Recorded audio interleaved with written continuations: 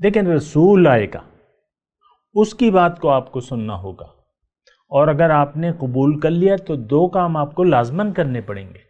رسول کی آپ بات سنیں گے، اما یأتینکم رسل منکم یقصون علیکم آیاتی، میری آیات وہ تم پہ پڑھ کے سنائیں گے، یعنی ایمان کی طرف تمہیں دعوت دیں گے، پھر اس کی تفصیل بھی بتائیں گے۔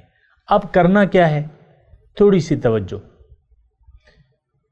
صرف ایمان قبول کرنا کوئی کمال کی بات نہیں ہے، یعنی آپ زبان سے کہہ دیں، زبان سے کہہ بھی دیا لا الہ تو کیا حاصل، دل و نگاہ جو مسلمان نہیں تو کچھ بھی نہیں۔